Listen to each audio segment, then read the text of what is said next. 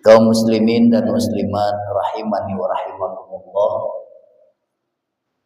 perintah tentang puasa yang difardukan oleh Allah Subhanahu wa taala kepada Rasul kita Muhammad sallallahu alaihi wasallam terjadi pada tahun yang kedua daripada hijrah Rasulullah sallallahu alaihi wasallam ke kota Madinah. Maka karenanya selama 13 tahun menjadi rasul di kota Mekah, Rasulullah sallallahu alaihi wasallam belum melaksanakan puasa Ramadan. Dan setelah hijrah ke Madinah barulah dimulai perintah puasa itu dengan turunnya ayat surat Al-Baqarah 183 yang berbunyi, Ya ayyuhallazina amanu kutiba alaikumusiyam kama kutiba alal ladzina min qablikum la'allakum tattaqun. Hai orang-orang yang beriman, telah diwajibkan pada kalian berpuasa sebagaimana pula pernah diwajibkan kepada orang-orang sebelum kamu. Maka begitu uniknya puasa ini, perintahnya pun bukan dalam berbentuk kalimat perintah fi'il amar. Jika pada perintah sholat Allah menyuruh dengan bentuk aqimus sholah wa atuz zakah, dirikanlah olehmu sholat dan bayarlah olehmu zakat. Itu kedua-duanya dalam bentuk perintah kalimat fi'il amar. Dan juga pada peristiwa haji Allah juga memerintahkan dalam bentuk kalimat yang sama, wa atimmul hajja wal umrata lillah, dan sempurnakanlah haji dan umrah karena Allah Subhanahu wa taala. Kedua-tiganya daripada perintah Allah tersebut berbentuk fi'il amar. Tapi dalam peristiwa salat Allah menggunakan dalam Al-Qur'an itu fi'il madi yang disebut kata lampau. Kutiba alaikumusiyam, arti kutiba itu adalah difardukan, fi'il madi lil ma'lum. Maka dalam hal ini kalimat masa lampau itu adalah menunjukkan sesuatu yang menerima daripada perintah itu bisa dipastikan, karena kata para ahli tafsir sangat berat. Perintah ini bisa dikiaskan dengan beberapa kalimat lain dalam Al-Quran, seperti kutiba alaikumul qisas fil qatla. Kutiba alaikumul qisas, difardukan bagi kalian melaksanakan qisas pada masalah pembunuhan. Karena beratnya masalah qisas, maka juga digunakan kalimat kutiba. Sebenarnya kalimat kutiba itu secara bahasa bukanlah berarti fardu, tetapi arti dituliskan. Maka para ahli tafsir mengatakan bahwa telah dituliskan di Lauhil Mahfuz tentang kewajiban berpuasa. Jadi ada dua bentuk kalimat perintah yang bisa kita analisa dalam pembahasan ini. Pertama, jika itu kalimat perintah itu hanya dari ucapan seperti sholat dan zakat serta haji. Tapi kalau kalimat perintah dalam puasa ini berbentuk tulisan yang ditetapkan dengan tulisan, maka perintahnya dua bentuk, perintah dalam bentuk kata-kata juga dalam bentuk tulisan. Maka makna dalam kalimat ini menunjukkan sekali lagi bahwa penerima daripada perintah puasa itu bisa dipastikan berat. Seperti kemudian pada kalimat lain Allah menyebutkan dalam surat Al-Baqarah 216, kutiba alaikumul qital wa huwa kurhul lakum, difardukan bagi kalian berperang, bahkan dia adalah sungguh kamu tidak sukai. Karena peperangan kita pahami sesuatu yang memang berat dan itu juga tidak disukai oleh umat Islam. Kemudian pada ayat yang lain, Wa iza ja'akal ladzina yu'minuna bi ayatina faqul salamun alaikum kutiba rabbukum ala nafsihi rahmah. Pada ayat yang lain, kutiba alaikum iza hadara ahadukumul maut in taraka khairanil wasiyah. Difardukan atas kalian jika telah meninggal dunia untuk meninggalkan warisan kebaikan kepada dua orang tua dan kepada kerabat. Ini juga termasuk kalimat yang berat bagi pelaksananya. Artinya sebagian besar daripada umat Islam ketika sudah meninggal dunia membagi harta warisannya sesuai dengan agama Islam, syariat agama Islam ini berat. Khairanil wasiyah juga digunakan kalimat kutiba, sekali lagi Bapak Ibu sekalian.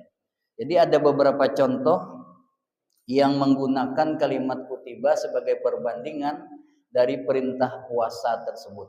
Maka di sini kita pahami bahwa perintah puasa itu difardukan atau ditetapkan, dituliskan sebagai suatu bentuk kewajiban kepada umat Islam, yang mana perintah itu berbentuk tulisan, dan juga yang menerima perintah itu dipastikan akan berat. Kenapa? Sebab karena berpuasa itu ada beberapa yang harus diperhatikan. Bukan hanya permasalahan-permasalahan zahir, juga harus memperhatikan permasalahan-permasalahan batiniah. Ada dua penyebab yang bisa membatalkan puasa secara zahir, dan juga ada yang secara hakiki atau nilai daripada puasa. Makanya itu disebut berat. Yang dijaga dalam berpuasa itu bukan hanya makan, minum, berhubungan badan, juga menjaga pandangan mata, menjaga syahwat, menjaga perkataan, menjaga ucapan dan lain-lainnya. Ini maka dikatakan kategorinya kategori berat perintah puasa itu.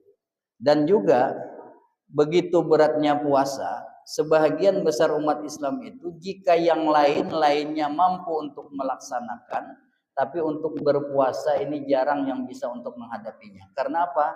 Karena ia menundukkan hawa nafsunya sendiri.